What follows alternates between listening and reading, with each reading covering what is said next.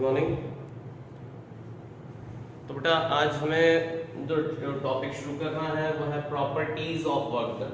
Properties of work done में अगर हम यहाँ पढ़ें, वैसे तो आप लोग समझते होंगे कि वर्क क्या हो गया, फोर्स इनटू डिस्प्लेसमेंट हो गया, और फोर्स इनटू डिस्प्लेसमेंट को हम लिख सकते हैं। और फोर्स इनटू डिस्प्लेसमेंट अभी हम आपको बहुत बारीकियां बताने वाले हैं इस वर्क के टॉपिक पर, जिससे आपको आगे भी क्लियरिटी आएगी वर्क डन वाले कॉन्सेप्ट पे, क्योंकि वर्क और एनर्जी ये दो चीजें ऐसी हैं जो कहीं ना कहीं तक यूज होती ही रहती हैं। ठीक है ना, वर्क और एनर्जी हमेशा कहीं ना कहीं यूज होंगी।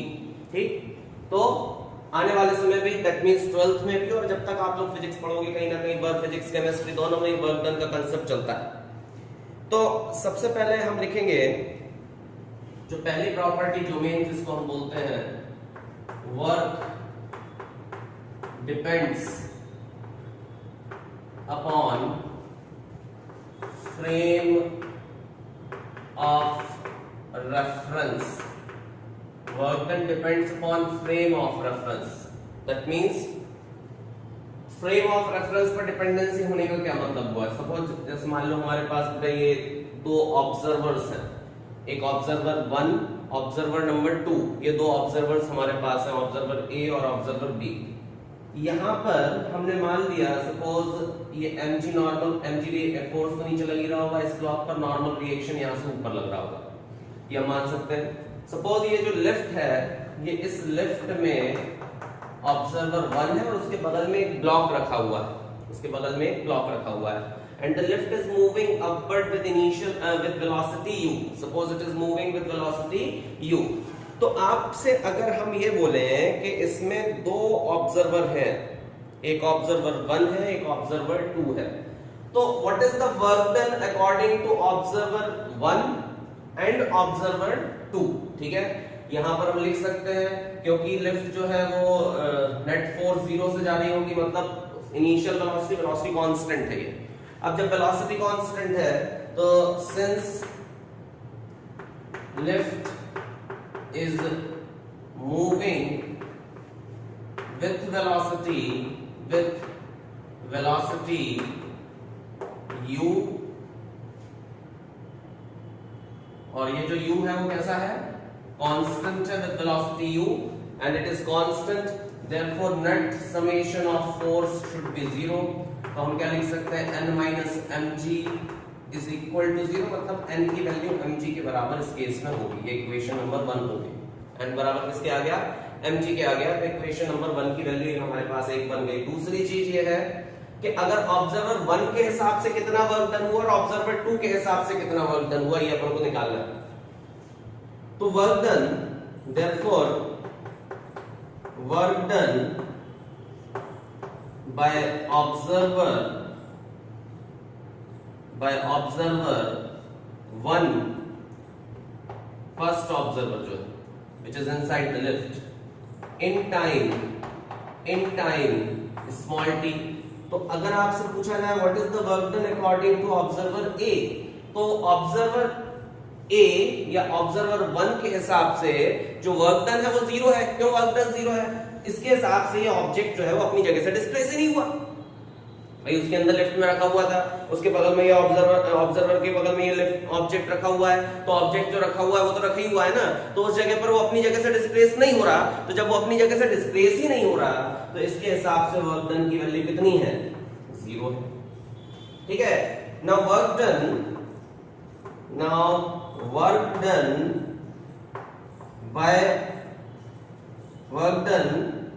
according to लिखना है, according to observer 1, work done according to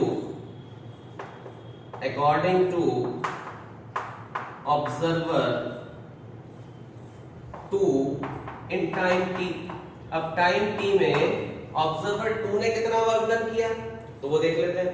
work done bye observer 2 in time t, तो हम लिखेंगे सेकंड ऑब्जर्वर ने जो वर्क डन किया होगा वो होगा फोर्स जो ऊपर की तरफ लग रहा है, it is n, and displacement, suppose x displacement हुआ, तो x क्या है? x अगर आप लिखोगे तो initial velocity u into t लिखना चाहिए अपन को x। तो यहां पर जो सेकंड ऑब्जर्वर के रिस्पेक्ट में जो वर्क डन हो रहा है वो क्या होगा, n की वैल्यू mg के बराबर है और यहाँ पर x की जगह कितना लिख सकते हो, u इंटू टी लिख सकते हो, ठीक है ना। तो बेटा सेकंड ऑब्जर्वर के रिस्पेक्ट में जो वर्क डन की वैल्यू आ रही है वो mg into U into T आ रही है। क्लियर हुआ? क्यों? क्योंकि देखिए जरा, इस ऑब्जर्वर के रिस्पेक्ट में वर्क अलग है, इस ऑब्जर्वर के रिस्पेक्ट में अलग वर्क डन है, मतलब डिपेंड करेगा कि ऑब्जर्वर कहां से उसको देखता है, ठीक है ना। तो it depends upon the reference frame. Clear? लिख लीजिए इसको।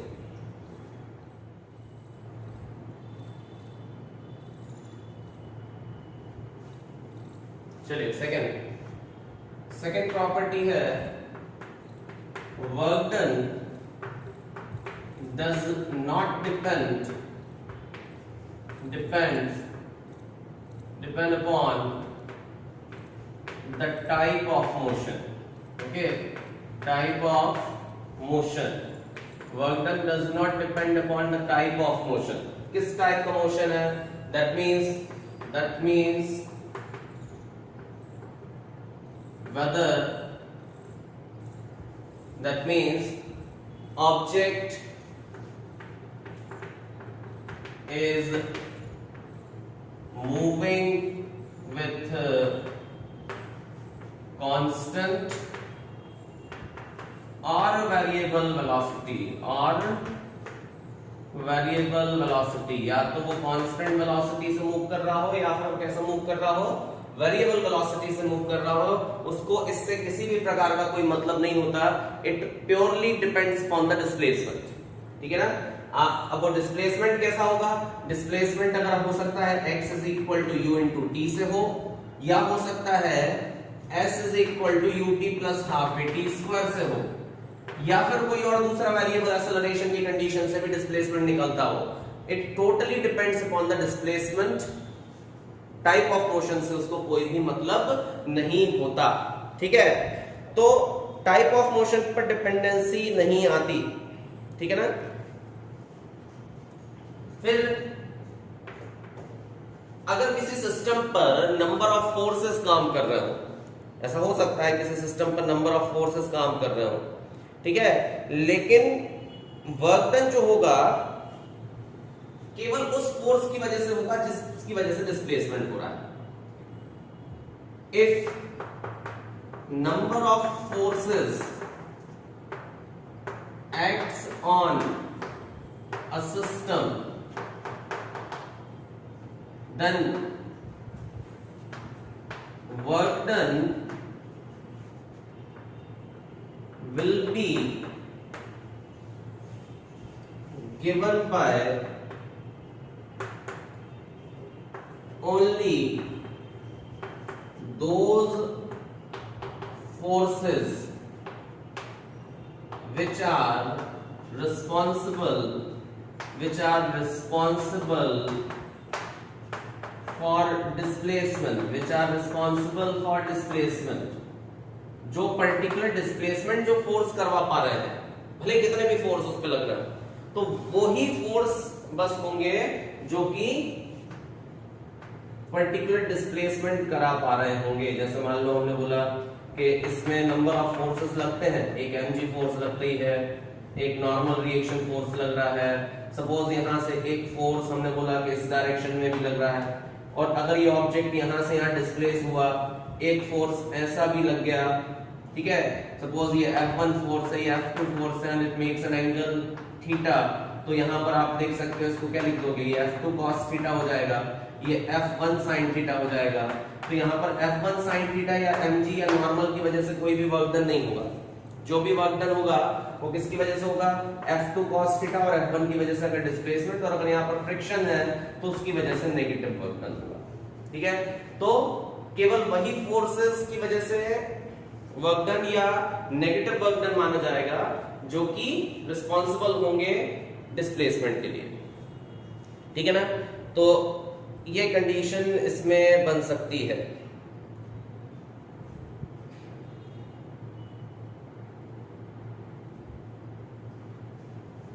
फिर एक प्रॉपर्टी हम और लिखते हैं इसमें, work is independent independent of time, मतलब वर्क जो होता है वो टाइम पर डिपेंड नहीं करता। देखिएगा, जैसे मान लो आप लोग को इस एग्जांपल को समझ लो, एक व्यक्ति से आपने या एक लोडिंग ऑटो वाला से और एक ठेले वाले से आपने बात किया कि कुछ सामान है, एक जैसा सामान है, एक आपने लोडिंग ऑटो पे रख दिया, एक आपने ठेले वाले को रख दिया, ठीक है। या फिर दोनों ही ठेले वाले थे, एक ठेले वाला, ये तो लोडिंग ऑटो से आपको कंफ्यूजन वगैरह है, उसमें ज्यादा बेसिकली दो ठेले वाले थे, दोनों पर सामान रख दिया, एक थोड़ा सा चुस्त था, उसने जल्दी से लेके पहुंच गया। अब हमने उनसे बात किया था कि हम आपको यहां से वहां तक सामान ले जाने के 200 रुपए देंगे, तो अगर 200 रुपए आप दोगे तो कोई ये बात नहीं करी थी कि तू जल्दी लेके आएगा तो हम तुझे 250 रुपए देंगे और तू धीरे लेके आएगा तो हम तेरे को 150 रुपए देंगे। हमने उससे बात की थी कि तुझे ये यहाँ से सामान वहां तक लेके जाना है, आप हो सकता है 10 मिनट पहले ले जाओ, दूसरा हो सकता है 10 मिनट या 15 मिनट बाद लेकर आए, आधे घंटे बाद लेकर आए, आपको पैसा उनको दोनों को कैसा देना पड़ेगा, समान देना पड़ेगा। दैट मीन्स वर्क जो है वो टाइम डिपेंडेंट नहीं होता, it purely depends upon the displacement. Okay, work is independent of time. Clear? Displacement same होना चाहिए, ठीक है ना? Work will be same, work will be same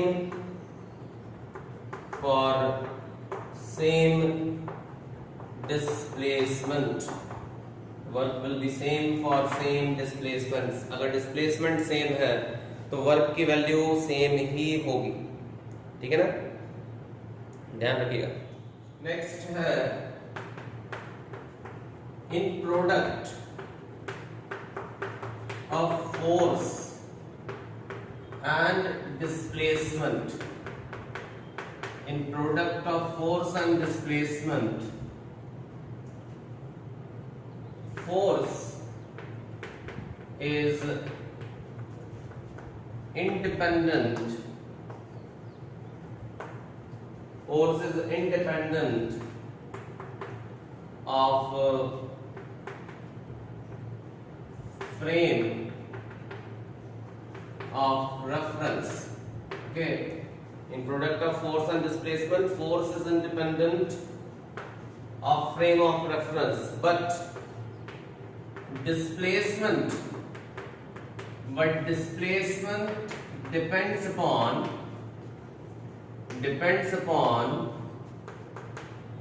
frame of reference। जो डिस्प्लेसमेंट है वो फ्रेम ऑफ रेफरेंस पर डिपेंड करता है। Displacement depends upon frame of reference,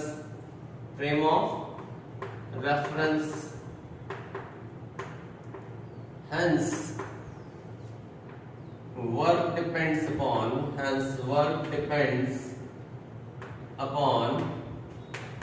frame of reference. ऐसा अगर आपको लगता है कि भाई फोर्स किस तरह से फ्रेम ऑफ रेफरेंस से डिपेंडेंट है, तो जो एक्चुअल फोर्सेस होते हैं वो जो अप्लाइड है वो तो रहेंगे ही रहेंगे, ठीक है ना? तो अगर हम किसी कंडीशन में किसी रियल फोर्स की वजह से कहते हैं तो रियल फोर्स अगर सिस्टम पे लग रहा है तो वो तो लगेगा। It does not depends upon the frame of reference. Real forces के बारे में बात हो रही है, लेकिन डिस्प्लेसमेंट जो है वो अलग अलग फ्रेम ऑफ रेफरेंस से अलग अलग हो सकता है। जैसे अभी अपने प्रीवियस केस देखा था कि एक व्यक्ति के रिस्पेक्ट में डिस्प्लेसमेंट था, दूसरे व्यक्ति के रिस्पेक्ट में डिस्प्लेसमेंट नहीं था, तो इसलिए वर्क डन जो था वो वहां पर जीरो हुआ, एक की वजह से, एक की वजह से नहीं हुआ, ठीक है? वर्क इज डन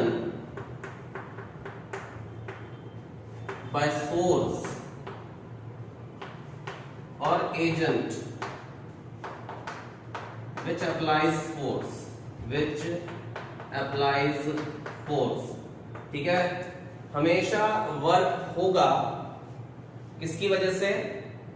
किसी सोर्स या एजेंट की वजह से जो कि सिस्टम पर फोर्स अप्लाई करता है। और डिस्प्लेसमेंट अगर होता है तो मतलब जो वर्क डन करने वाला होता है वो कोई ना कोई एजेंट ही होता है, ठीक है ना? कोई ना कोई एजेंट फोर्स उस पर होगा, ठीक है? कोई भी एजेंट हो सकता है, हम आप हो सकते हैं, या फिर कोई ग्रेविटी हो सकती है, तो कोई ना कोई एजेंट उसके लिए चाहिए जिस पर जो वर्क परफॉर्म कर सके, ठीक है? फिर अगर जब भी किसी सिस्टम पर वर्क होता है, if work is done on on the system, अगर किसी सिस्टम पर अगर हमने कुछ वर्क किया है, if work is done on the system, then its kinetic energy changes, then its kinetic energy changes. Why kinetic energy changes? जब भी आप किसी सिस्टम पर वर्क करोगे तो या तो उसकी स्पीड बढ़ जाएगी या उसकी स्पीड घट जाएगी। अगर जीरो वर्क डन है तो फिर तो वर्क की बात ही नहीं है, लेकिन अगर कभी भी वर्क हुआ, चाहे तो पॉजिटिव हुआ होगा या नेगेटिव हुआ होगा, तो आइदर काइनेटिक एनर्जी जो होगी उसकी बढ़ेगी या घटेगी। दैट मींस कभी भी effect of work done is equal to change in kinetic energy. ठीक है, effect of work done is equal to change in kinetic energy. आगे चल के अपन पढ़ेंगे, इसी को हम वर्क एनर्जी थ्योरम भी बोलते हैं। ठीक, लिख लीजिए इसको।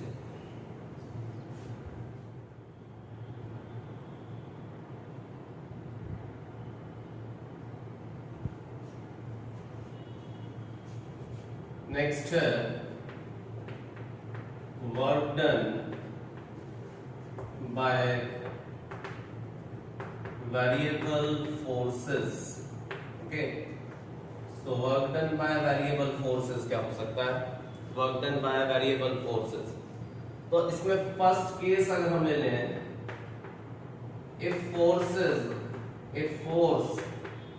is constant, ठीक है ना, यदि जो उस पर फोर्स लगता हो and it is constant, if force is constant, मतलब किसी एक सिस्टम को हमने डिस्प्लेस किया, उसकी ओरिजिनल पोजीशन से कहीं शिफ्ट कर दिया है, ठीक है। Suppose it is shifted by a distance x, तो यहां से ये यहां तक डिस्प्लेस हो गया, शिफ्ट हुआ, ठीक है। मास इसका m था और इस पर जो फोर्स अप्लाई किया था it was constant. Okay, constant force इस पर लगाया गया था। तो इस केस में जो वर्क डन होगा it is simply given by force into displacement. अगर डिस्प्लेसमेंट s है या x भी है तो फोर्स इनटू डिस्प्लेसमेंट, ये सिंपल वर्क हम कैलकुलेट कर सकते हैं, ठीक है। लेकिन if force is variable, force is variable, that means force जो लग रहा है किसी एक ऑब्जेक्ट पर वो वेरिएबल फोर्स है। If force applied,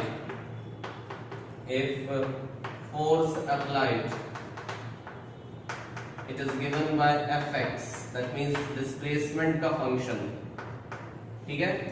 ऐसा है, डिस्प्लेसमेंट का फंक्शन है। तो if force applied is capital Fx,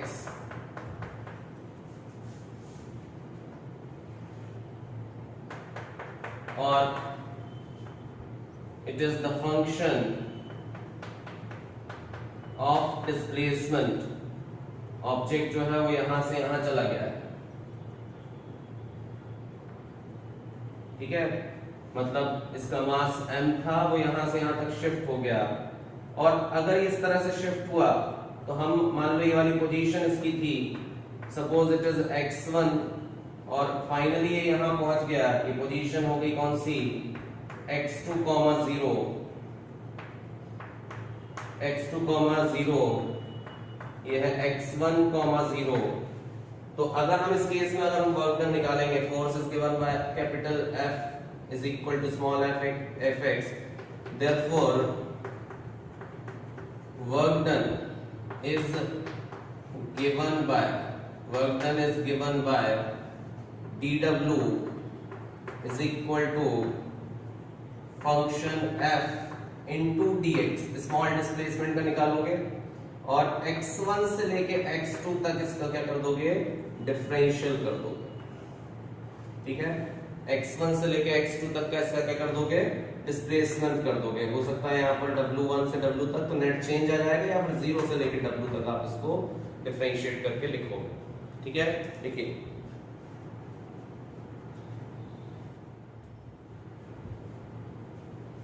चलिए नेक्स्ट हम जो लिख रहे हैं,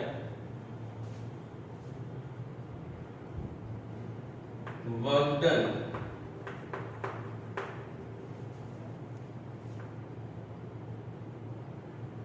for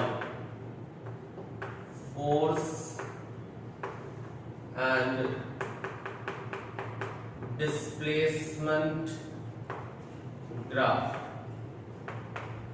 work done for force and displacement graph.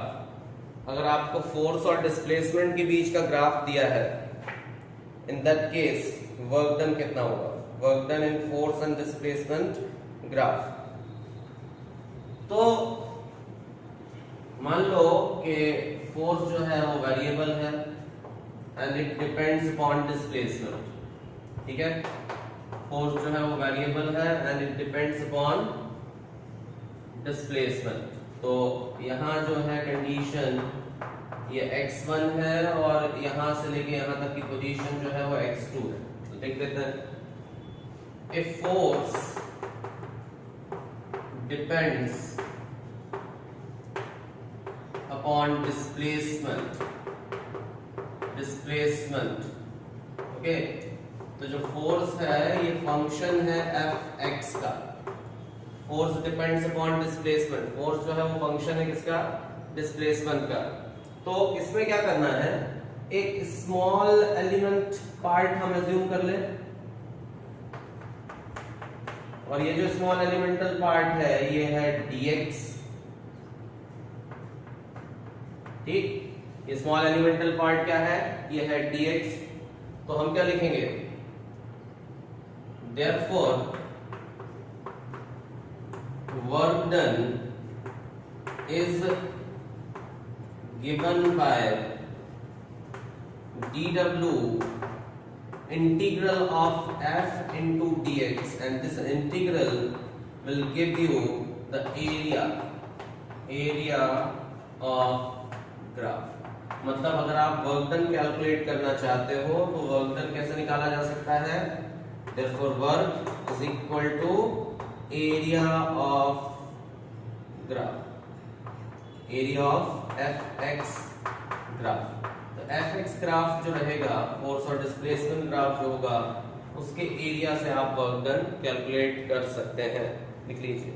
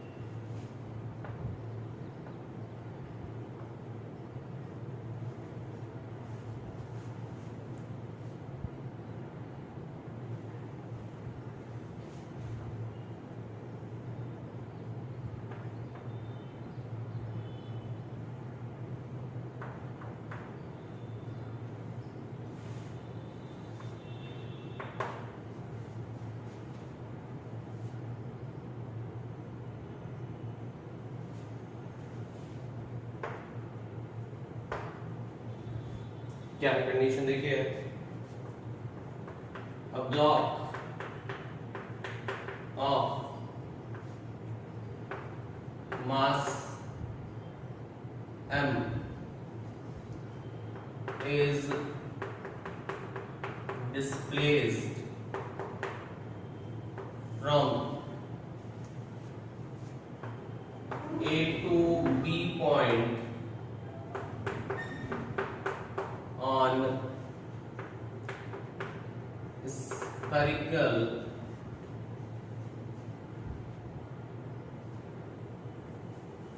A to B point on a sphere. Find work done. Find work done. हमें वर्क डन कैलकुलेट करना है। Find work done bye normal reaction, second external force F, external force F and work done by gravity.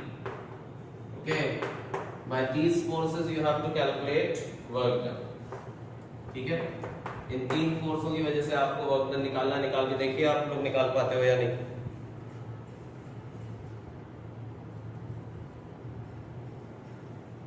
ये angle यहां से यहां तक का theta दिया है। Okay,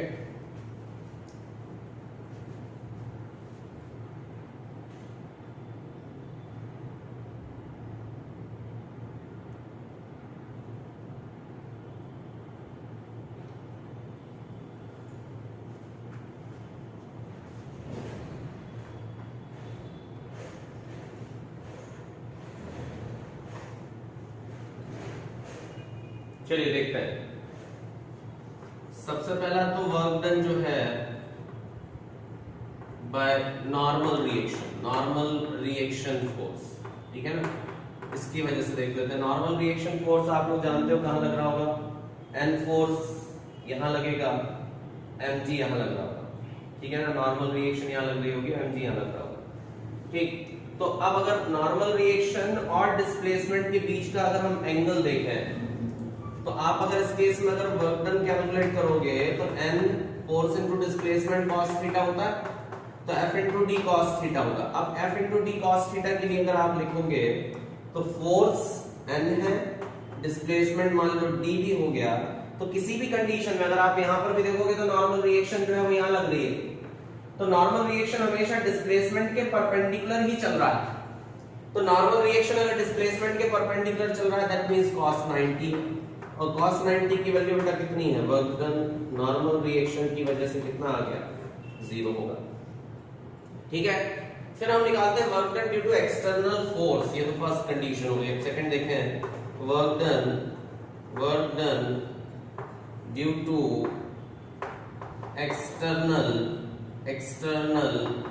force, okay, work done due to external force. तो एक्सटर्नल फोर्स की वजह से वर्क डन अगर आप कैलकुलेट करोगे तो again it is F into d cos theta. लेकिन अगर आप इसमें देखो कि फोर्स की डायरेक्शन, ये फोर्स की डायरेक्शन है, और फोर्स की डायरेक्शन में डिस्प्लेसमेंट कितना है, तो अगर हम इस वाली लाइन को आगे बढ़ा लें तो आपसे पूछा जाए ये अगर बेटा ये अगर रेडियस r है तो हम आपसे पूछें कि sin थीटा की वैल्यू अगर आपसे लिखी जाती है अपोजिट ये वाली साइड हो जाएगी, इस वाली साइड को हम इसको O A B पॉइंट तो वो है ही, तो अगर हम इसको बोलते हैं सॉरी ये A है तो इसको हम C बोल देते हैं, तो कितना हो जाएगा ये BC अपॉन R। तो ये R BC की वैल्यू कितनी हो गई, ये हो गई R sin theta, R sin theta ये वैल्यू हो गई। तो आप इस कंडीशन में डिस्प्लेसमेंट बोल दो R sin थीटा और फोर्स बोल दो F, दोनों की डायरेक्शन सेम है।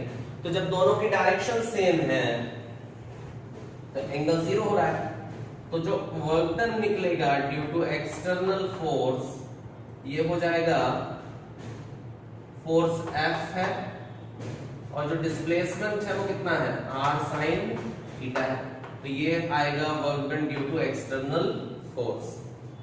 फिर जो आती है third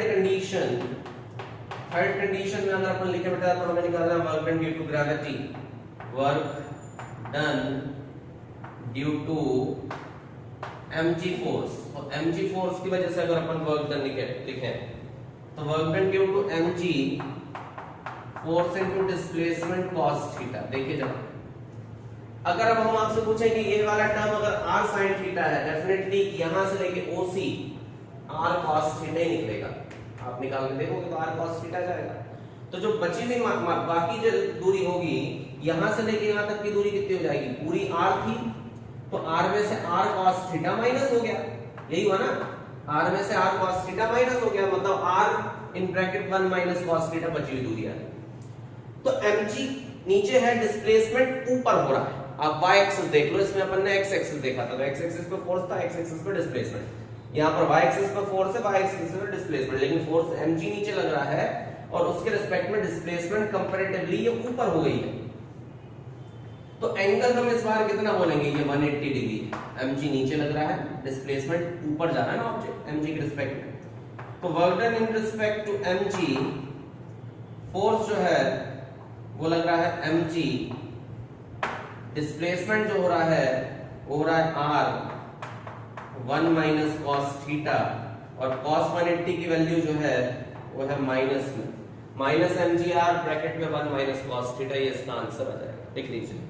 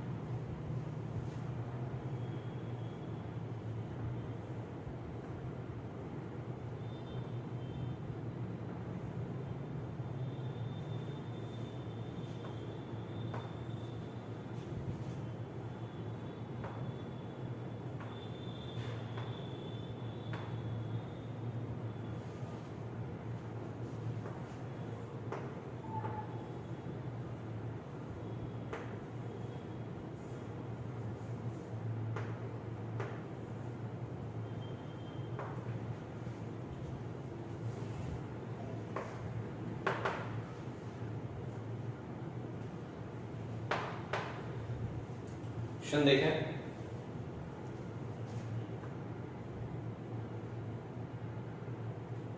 A block is released from point A to point B। Block ए को रिलीज किया गया है ए से बी पॉइंट तक आने के लिए, point A to point B. Find work done by normal reaction and gravity. Find work done by normal reaction and gravity. Gravity के कारण कितना वर्क निकला और नॉर्मल रिएक्शन की वजह से कितना वर्क डन निकला, ये अपन को कैलकुलेट करना है। Work done by normal reaction and gravity. चलिए देख लेते हैं कैसे कैलकुलेट करेंगे। Work done by normal reaction and gravity, ये हमें कैलकुलेट करना है। देखें, a block is released from point A to point B. Find out the work done by normal reaction and gravity. This we have to calculate. तो देखिए क्या हो सकता है इसमें, अगर हम निकालें work done by normal reaction. If you calculate work done by normal reaction, तो work done by normal reaction फिर से अगर आप निकालोगे तो force and displacement is L, but displacement और इनके बीच का एंगल कितना है 90 डिग्री, क्योंकि नॉर्मल हमेशा परपेंडिकुलर होगा और डिस्प्लेसमेंट L यहाँ होगा, तो वर्क डन कितना हो जाएगा F into L cos 90। तो work done by normal reaction की वैल्यू कितनी हो जाएगी 0। ठीक है, नॉर्मल रिएक्शन की वजह से जो नेट वर्क डन की वैल्यू आएगी it is 0। Okay done. Now work done by gravity, तो ग्रेविटी के कारण कितना वर्क हुआ, तो आप बोलोगे mg फोर्स नीचे लग रहा है, तो एक तरीका तो यह है कि mg का कंपोनेंट कर लोगे अलोंग द लेंथ। आप लिख सकते हो कि mg sin थीटा की वजह से डिस्प्लेसमेंट हुआ होगा अलोंग द लेंथ, ठीक है, या फिर इसका भी कंपोनेंट कर लोगे तो ये L sin थीटा बन जाएगा। दोनों में से कुछ भी कर सकते हो। तो ये कंडीशन बनेगी mg sin थीटा, तो वर्क डन बाय ग्रेविटी अगर आप निकालोगे तो force into displacement cos theta होगा, और फोर्स की वैल्यू जो होगी वो कितनी होगी mg sin theta and displacement is L, cos कितना हो जाएगा 0 डिग्री, तो कितना आ जाएगा, ये आएगा mg L sin थीटा। ये वर्क डन बाय ग्रेविटी होगा mg L sin थीटा, ये निकलेगा। नेक्स्ट क्वेश्चन, वर्क डन के बेस पर अपन क्वेश्चन कर रहे हैं, तो लिखते हैं if initial position of object is 2, 1, 3 and final position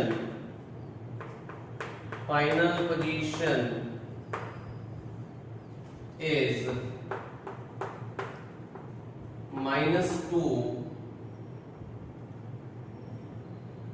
-2 to 4 and if force applied is given by F is equal to 2I minus 3J plus 4K Newton, then find the work done. In that case you have to find the work done. Work done कितना होगा इस case में? तो work done अगर अपन इस case में निकाले हैं तो देखिए सबसे पहले तो अपन डिस्प्लेसमेंट निकालते हैं. सिंस इनिशियल पोजीशन अगर आप लिखोगे it is r1 vector which is given by 2i cap plus j cap plus 3k cap, ये इनिशियल पोजीशन. फाइनल पोजीशन अगर आप लिखोगे then it is r2 vector and given by -2i cap plus 2j cap plus 4k cap. -2i cap plus 2j cap plus 4k cap. Therefore displacement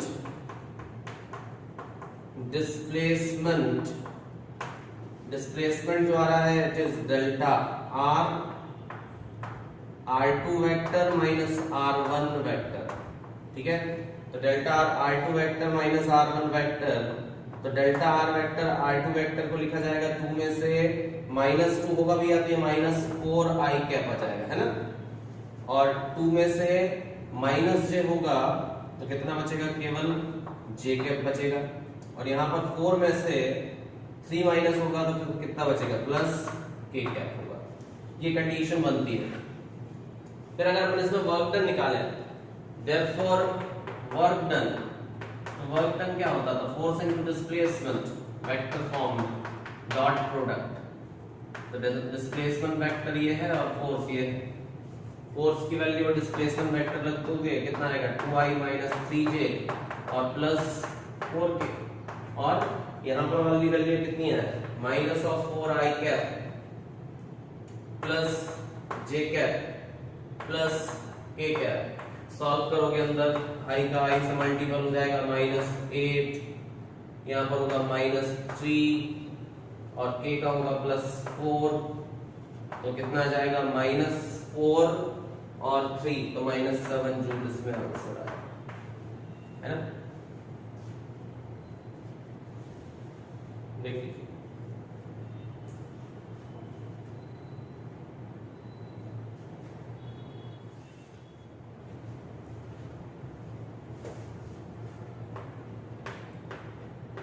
if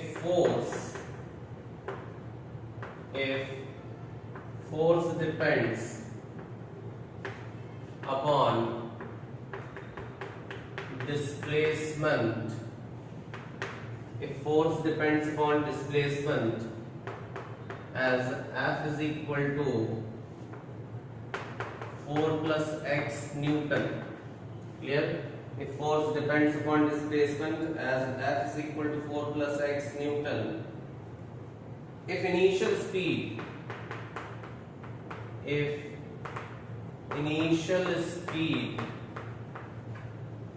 is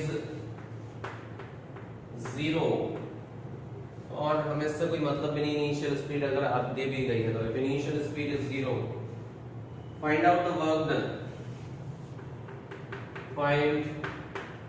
Find out work done from 0 to 2 meter. Okay, we have to calculate work done from 0 to 2 metre. तो 0 से लेके 2 metre तक work done कितना होगा। तो देखिए जरा, अब ये जो फोर्स है वेरिएबल फोर्स है, तो अपन को वेरिएबल वर्क डन की कंडीशन लगानी पड़ेगी। तो सिंस वेरिएबल वर्क तो इसको हम लिख सकते हैं dw is equal to F of dx, है ना। और इंटीग्रल लिमिट x1 से x2 तक अगर दी है तो हम इसको लिख सकते हैं वर्क डन फोर्स कितना दिया बेटा 4 प्लस x dx के रिस्पेक्ट में x1 मतलब 0 से लेकर 2 तक के लिए हमें लगाना है। तो वर्क डन जो आ जाएगा पहले वाले केस में आएगा 4x, है ना, 0 से 2 तक, और इसका वर्क डन कितना होगा x²/2 0 से 2 तक। कांस्टेंट ऐड नहीं करेंगे क्योंकि लिमिट दी हुई है, ठीक है। तो ये हमारे पास फाइनली जो वर्क डन हो जाएगा ये हो जाएगा कितना 8 4 into 2 -0 और प्लस आ जाएगा 2² -0। तो फाइनली हमारे पास ये वैल्यू आएगी 8 + 2, आंसर आएगा 10 जूल। ये हमारे पास वर्क डन की वैल्यू होगी, कितनी होगी 10 जूल। क्लियर।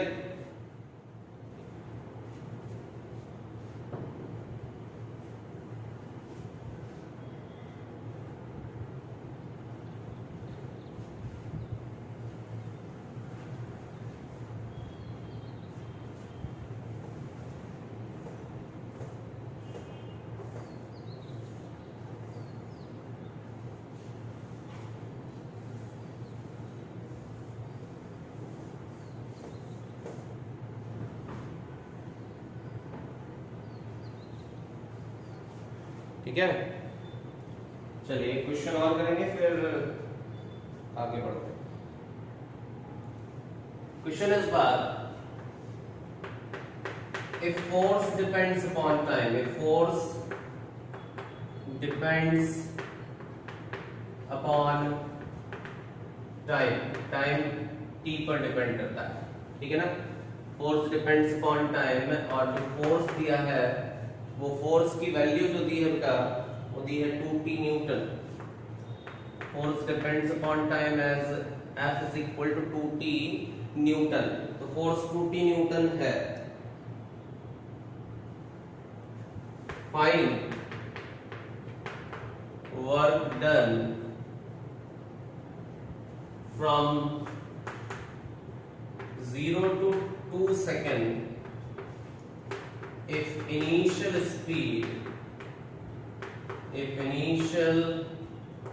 speed was 0। अगर उसकी इनिशियल स्पीड 0 रही होगी तो 0 से 2 सेकंड पर कितना वर्क डन होगा। 0 से 4 सेकंड कर लो, 0 से 4 सेकंड पर वर्क डन कितना होगा। ओके, चलिए देखते हैं कैसे करेंगे सॉल्व इसको।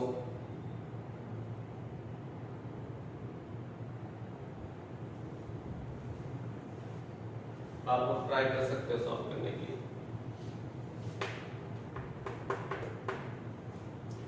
तो अगर हम इसमें आपसे बोले कि work done, again it is a variable force condition, so variable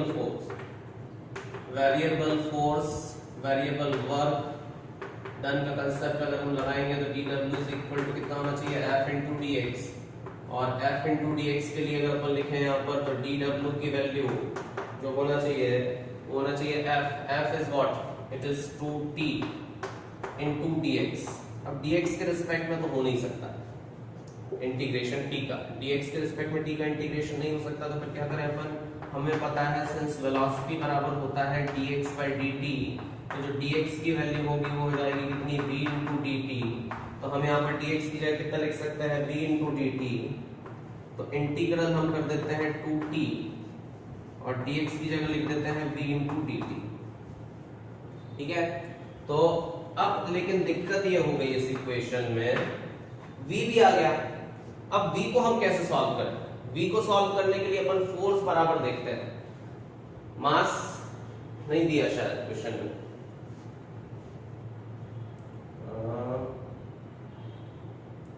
mass of object कर लो भैया, यहाँ पर mass is 2 kg, mass of object is 2 kg। चलिए लिख लेते हैं। तो सिंस F बराबर है 2t, तो यहाँ पर F इज इक्वल टू लिख सकते हैं ma, तो यहाँ हो जाएगा ये 2 से 2 कैंसिल हो जाएगा, तो a की वैल्यू आएगी कितनी, dv by dt is equal to t, तो dv की वैल्यू कितनी हो जाएगी, t इंटू dt, और v की वैल्यू इनिशियल 0 थी ना, 0 से लेके b तक, और टाइम की वैल्यू अपन निकाल लेते हैं 0 से t तक, बाद में इसको अपन चेंज कर देंगे, तो t स्क्वायर बाय 2 हो जाता है हमारे पास।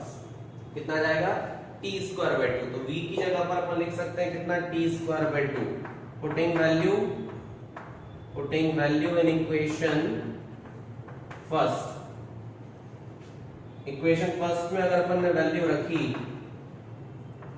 तो 2 इंटू टी, और v की जगह पर t स्क्वायर बाय 2 लिखेंगे, और लिखेंगे dt के रिस्पेक्ट में, तो 2 से 2 कैंसिल हो जाएगा, और वर्क डन की वैल्यू आएगी t क्यूब dt के रिस्पेक्ट में, और 0 से लेके 2 तक के लिए निकालना है, तो वर्क डन की वैल्यू कितनी आ गई बेटा, t to the power 4 upon 4, 0 से लेके 2, तो वर्क की वैल्यू हो जाएगी 1/4, 2 टू द पावर 4 माइनस 0, कितना हो जाएगा ये हो जाएगा 2 इंटू 2 4, 4 इंटू 2 8, 8 2, 0 से कितने सेकंड तक के लिए है, 4 सेकंड तक के लिए है, ऐसा लगे 0 से लेके 4 सेकंड तक की वैल्यू अगर अपन ने रख दी, तो ये हो जाएगा 4 4 16। चलिए ठीक है, एक 4 कैंसिल हो जाएगा, तो आंसर आएगा 64 जूल, ये इसका आंसर लिख लीजिए।